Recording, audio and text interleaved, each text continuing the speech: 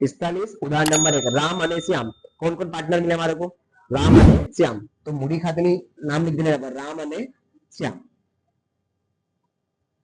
6:4 પ્રમાણમાં નફા નુકસાન વૈચારિક પેઢીના ભાગીદારો છે તારીખ 31/7 નું પાકું શરીર નીચે આપેલ છે તે પરથી હવાલા તૈયાર કરો ચલો પહેલા હવાલા આખરી સ્ટોક 45,000 છે જેની બજાર કિંમત 10% વધુ તો આખરી સ્ટોકની ચોપડી કિંમત જે આપેલી હોય બજાર કિંમત બરાબર ને 10% વધુ શું કીધું 10% વધુ ક્યારે પણ આખરી સ્ટોક કિંમતમાં વધારે કરવું નહીં રીઝન આખરી સ્ટોક એટલે કે છેલ્લામાં બચી ગઈ વસ્તુઓ છેલ્લા દિવસે એટલે છેલ્લા વર્ષમાં તો જે વસ્તુ આપણી પાસે રહી જાય એ મોટી કિંમતમાં વેચાતી નથી એટલે કે વધારે કિંમતમાં નહીં વેચાય ફોર એક્ઝામ્પલ આ બોલપેન મફા સાથે રહી ગઈ આજે છેલ્લો દિવસ 50 રૂપિયાની બોલપેન 55 માં વેચી શકું છેલ્લા દિવસમાં ઓછી કિંમતે વેચાય વધારે કિંમતમાં વેચાતી નથી તો જ્યારે પણ આખરી સુધી કિંમતનો વધુ કરવાનું કે વધુ કેશ કરવાની નહીં ઓછું કરવાનું શું કરવાનું ઓછું તો ચલો એનો પર ટિક કરી લો પહેલા તો આખરી સ્ટોક અંદર મળશે ને બીજું ભાગીદારની મૂડી પર વાર્ષિક 5% વ્યાજ તો મૂડી પર લખો 2 નંબર અને ઉપાડ પર 10% તો ઉપાડ પર લખો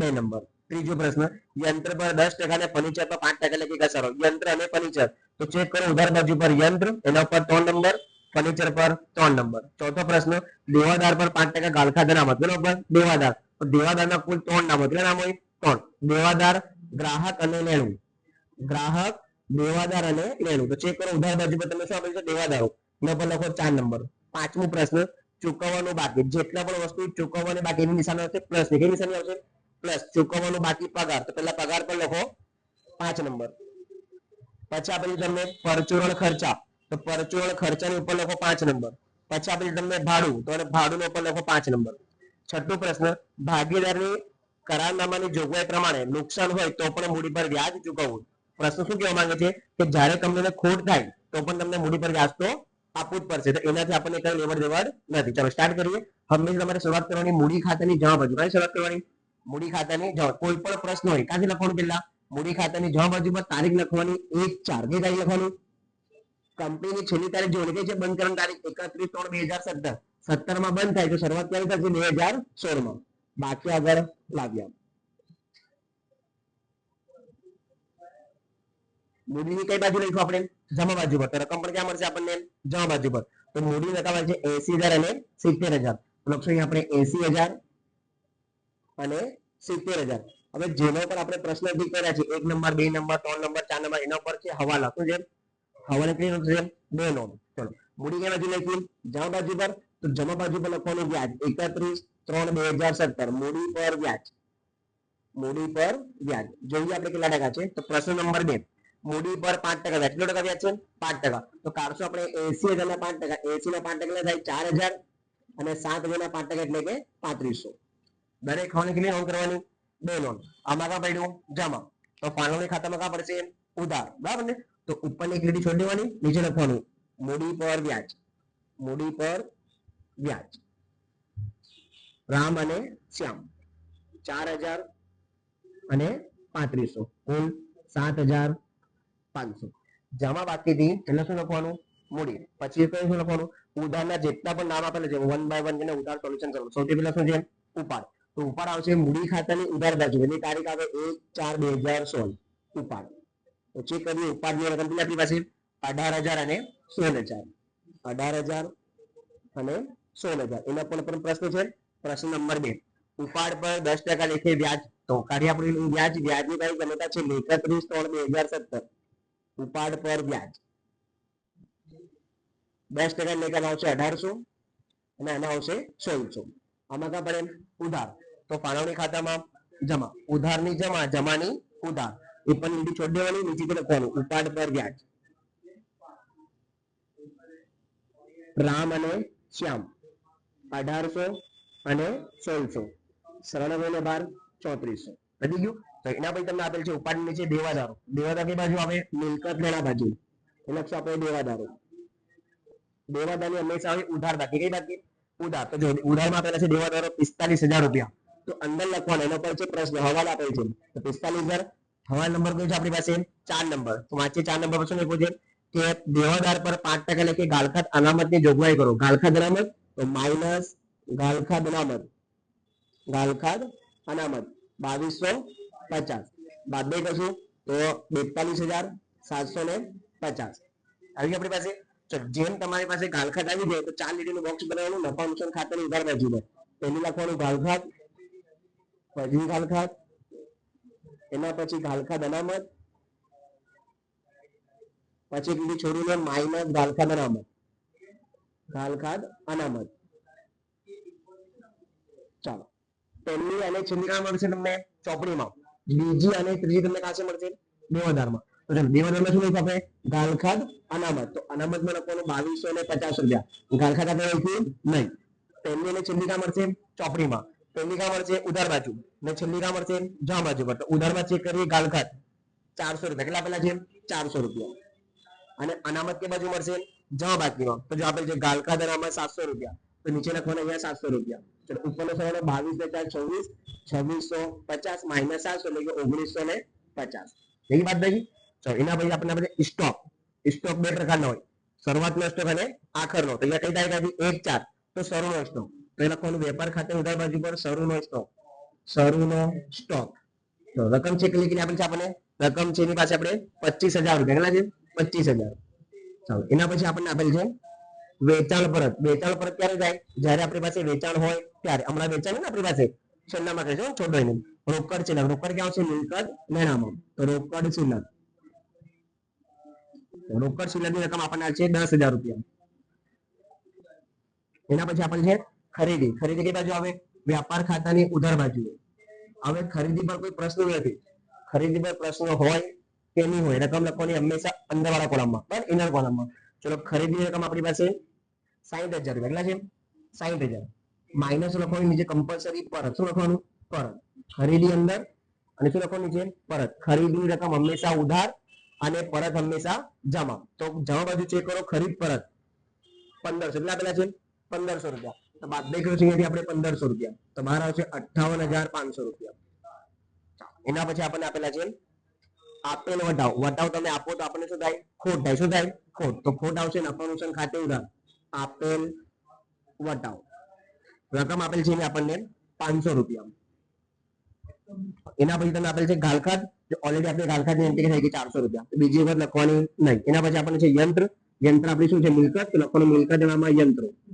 તો યંત્ર આપણે આપેલા છે 18250. એના ઉપર હવાલો રકમ ક્યાં લખવાની અંદર.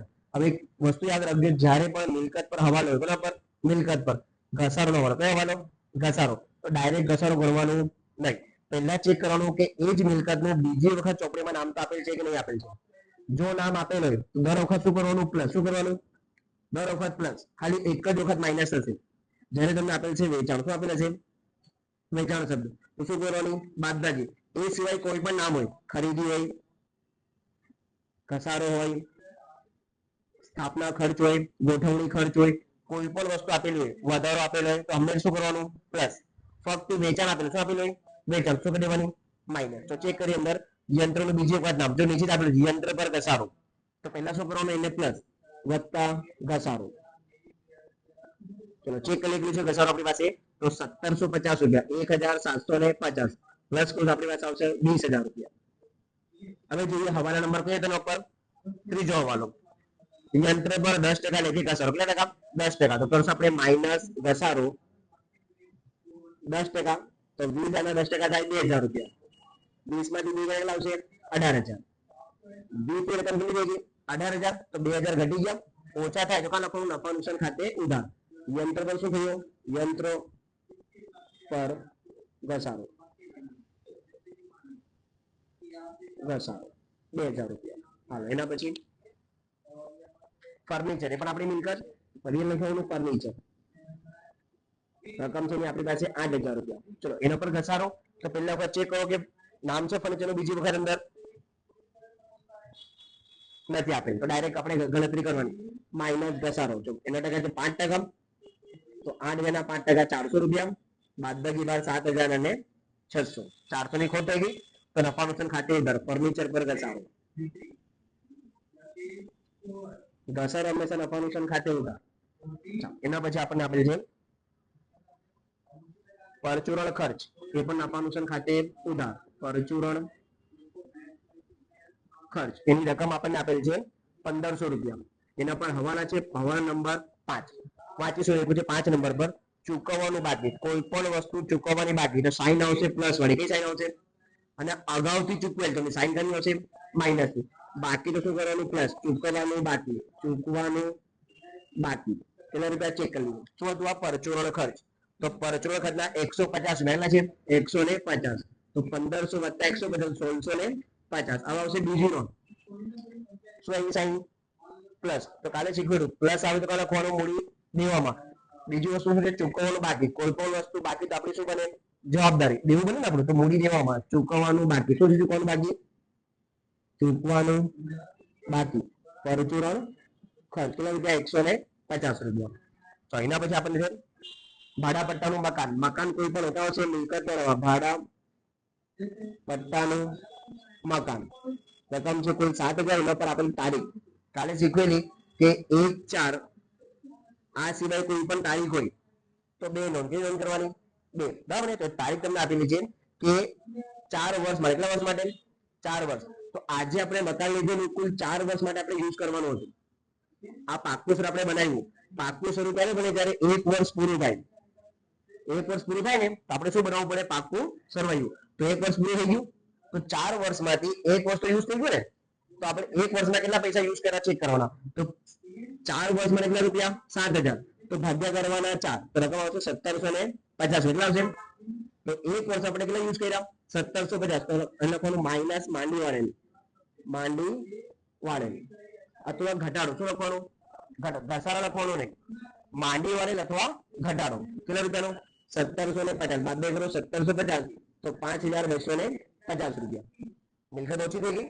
ફરી ખોટ થઈ તો નફા નુકસાન ખાતે ઉધાર. માંડી વાળેલ ભાડા પટ્ટાનું મકાન. ભાડા પટ્ટાનું મકાન 1750 રૂપિયા. એના પછી આપણને આપી દે પાઘડી. આપણી મિલકત ગણાય તો પાઘડી રકમ જેની 40,000 રૂપિયા. એના પછી આપણને વેપાર ખર્ચ. કોઈ પણ ખર્ચ હોય નફા નુકસાન ખાતે ઉધાર. વેપાર ખર્ચ. ખર્ચની રકમ આપેલી છે આપણને 1250 રૂપિયા. એના પછી આપણને ભાડું અને વેરા. એ પણ આવશે નફા નુકસાન ખાતે ઉધાર. ભાડું વેરા એનો પર શું છે? હવાલો. રકમ છે 5,000. ચલો વાંચી લઈએ. હવાલો નંબર કયો છે? 5 નંબર. ચૂકવવાનું બાકી. હેડિંગ શું છે? ચૂકવવાનું બાકી. તો શું આવશે? Sine plus. ચૂકવવાનું બાકી.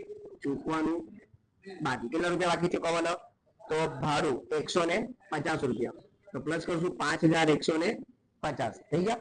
બીજી એન્ટ્રી આવશે મૂડી દેવામાં. તો ચૂકવવાનું બાકી ભાડું. ચૂકવાનું બાકી ભાડું 150 રૂપિયા. ચાલો એના પછી આપણે આવક માલ ગાડા ભાડું કઈ બાજુ આવે? વ્યાપાર ખાતાની ઉધાર બાજુ. આવક માલ ગાડા ભાડું 400 રૂપિયા. ચાલો એના પછી આપણને આપેલ છે બેંક વ્યાજ. કોઈ પણ વસ્તુ વ્યાજ હોય આવશે નફા નુકસાન ખાતે ઉધાર. ફોર એક્ઝામ્પલ તમને વ્યાજ જમા બાજુ આપેલું આપેલું તો કઈ બાજુ લખાશે? નફા નુકસાન ખાતે જમા. કઈ બાકી છે? આ ઉધાર. ઉધાર બાજુ હોય તો નફા નુકસાન ખાતે ઉધાર. જમા બાજુ પર હોય તો નફા નુકસાન ખાતે જમા. આવશે વ્યાજ ક્યાં? ફક્ત નફા નુકસાન ખાતામાં જ આવશે. બરાબર ને? તો નફા નુકસાન ખાતે ઉધાર. બેંક વ્યાજ. બેંક વ્યાજ રકમ ચેક લખેલી છે 500 રૂપિયા. એના પછી આપણે છે વીમા પ્રીમિયમ. એ પણ નફા નુકસાન ખાતે ઉધાર. વીમા પ્રીમિયમ રકમ 800 રૂપિયા. એના પછી આપણી પાસે પગાર. નફા નુકસાન ખાતે ઉધાર. પગારની રકમ 15,000. હવાલો નંબર 5. 5 પર હતું ચૂકવવાનું બાકી. તો પ્લસ ચૂકવાનું બાકી. ચેક કેટલા રૂપિયા? પગારના છે 500 રૂપિયા બાકી. તો 15,500. ફરી પ્લસ આવ્યું. ફરી મળી જવામાં. ચૂકવવાનું બાકી પગાર. ચૂકવાનું બાકી પગાર 500 રૂપિયા. ચાલો એના પછી આપણી પાસે મજૂરી આવશે. વ્યાપાર ખાતે ઉધાર. મજૂરી વ્યાપાર ખાતે ઉધાર. રકમ છે આપણી પાસે 14,000 રૂપિયા. એટલે ભાઈ છેલ્લું છે આપણી પાસે અગાઉથી ચૂકવેલ વીમો. ચૂકવવાનું બાકી તો ક્યાં લખાય? મૂડી દેવામાં. અગાઉથી ચૂકવેલ ક્યાં લખાશે? મિલકત લેણામાં. બરાબર ને? અહીંયા લખવાનું અગાઉથી ચૂકવેલ વીમા પ્રીમિયમ. રકમ છે આપણી પાસે 200 રૂપિયા. આ ઉધાર બાકી શું થઈ ગઈ આપણી? કમ્પ્લીટ. હવે જમા બાકીમાં સૌથી પહેલા શું છે? મૂડી. જો ઓલરેડી આપણે લખી દીધી. એના પછી આપણી પાસે લેણદારો. લેણદારો કેટલા મૂડી દેવામાં. તો અહીંયા લખશું આપણે લેણદારો. તો રકમ આપણી પાસે એની 35,000 રૂપિયા. એના પછી આપણી પાસે ખરીદ પરત, જો ઓલરેડી આપણે ખરીદ પરતની નોંધ કરી હતી 1500 રૂપિયા. એના પછી આપણી પાસે છે બેંક ઓવરડ્રાફ્ટ, એ હવે મૂડી દેવામાં બેંક ઓવરડ્રાફ્ટ રકમ છે આપણી પાસે 8000 રૂપિયા. એના પછી આપણી પાસે છે વેચાણ, વેચાણ હવે વ્યાપાર ખાતાની જમા બાજુ પર રકમ હંમેશા લખવાની ઇનર કોલમમાં, વેચાણ 78150 કા લખવાની હંમેશા ઇનર કોલમમાં. નીચે શું લખવાનું કમ્પલસરી માઇનસ પરત. વેચાણ શું હોય જમા, તો પરત ક્યાં આવશે ઉધારમાં. જો આપણે છોડેલું વેચાણ પરત કેટલા રૂપિયા છે 1000 રૂપિયા. અહીંયા કરશું બાદબાકી 78000 માઇનસ 1000 તો 77150 રૂપિયા. ચલો એના પછી આપણી પાસે છે ગાલખાત અનામત, ઓલરેડી આપણે લખ્યું 700 રૂપિયા. એના પછી આપણી પાસે મજૂરીના બાકી રહેવા, બાકી હંમેશા ક્યાં આવશે મૂડી દેવામાં, અને અગાઉ ક્યાં આવશે હંમેશા મિલકત લેણામાં. તો મજૂરીના બાકી દેવા, મજૂરીના બાકી દેવા આપણી પાસે છે 1000 રૂપિયા. એના પછી છે ગીતાની નોંધ, ગીતાની 8% નોંધ. કોઈ પણ નામ હોય કે નોન હોય એની સાથે ટકાવારી શું હોય ટકાવારી, તો પણ કેટલી નોંધ કરવાની 2 નોંધ. બીજું જો તમે શું આપેલ છે તારીખ આપેલ છે, તો કાલે શીખવાની કે 1/4 સિવાય કોઈ પણ તારીખ, તો કેટલી નોંધ કરવાની 2 નોંધ. તો ચલો પેલા રકમ કેટલી છે 15000. ચલો કાઢો 15000 ગણતરી કરશો આપણે અહીંયા 15000 ગુણ્યા 8%, 15 120 એટલે કે 1200 રૂપિયા. આ તો આખા વર્ષના. હવે તારીખ શું આપેલ છે 1/10/2016. કંપની બંધ થાય 31/3/2017 માં કંપની બંધ, તો આની પછી કેટલા મહિના યુઝ કર્યા આપણે, તો 10મો મહિનો 10 11 12, પહેલું બીજું અને ત્રીજું, કુલ કેટલા મહિના 6 મહિના. તો આ તો આખા વર્ષનું વ્યાજ. કોઈ પણ રકમની તમે ટકાવારી કાઢી તો આવશે 1 વર્ષનું. કેટલા વર્ષનું 1 વર્ષ. 1 વર્ષમાં કેટલા મહિના હોય 12 મહિના. આપણે કેટલા મહિનો જવાબ જોઈએ 6, તો આખા વર્ષના 1200 રૂપિયા કેટલા મહિના જવાબ જોવાનો 6 મહિનાનું, અને ભાગ્યા કેટલા કરવાના 12, તો આન્સર કેટલા આવશે 600 રૂપિયા. કેટલા આવશે 600. તો અહીંયા વ્યાજ હંમેશા પ્લસ કરવાનું, વત્તા વ્યાજ 600 રૂપિયા. સરવાળો ભાર 15600. જવાબદારી વધી, પહેલા જવાબદારી કેટલા હતી 15000 ની, હવે કેટલી થઈ ગઈ 15600. જવાબદારી જેમ જેમ વધશે આપણને ખોટ થશે, તો લોન પર વ્યાજ નફા નુકસાન ખાતે, તો લોન પર વ્યાજ કેટલા રૂપિયા 600 રૂપિયા. છેલ્લું દેવી હુંડી, કે હવે મૂડી દેવામાં દેવી હુંડી રકમ આપણી પાસે 200 રૂપિયા. કાચા સમયની બધી નોંધ થઈ ગઈ. હવે ચેક કરવાનું કે હવાલામાં કઈ એન્ટ્રી બાકી, જેના પર આપણે ટીક કરી ને 1 નંબર 2 નંબર ટીક કરી લે એ એન્ટ્રી હજુ બાકી હોય, બાકી બધી એન્ટ્રી આપણી થઈ ગઈ. તો જો આખરી સ્ટોક છે 45000, 10% વધુ, તો વધુ કરવાનું નહીં. આખરી સ્ટોક એમાં આવશે વેપાર ખાતાની જમા બાજુ પર આખરી સ્ટોક 45000, અને બીજી એન્ટ્રી આવશે મિલકત લેણામાં આખરી સ્ટોક.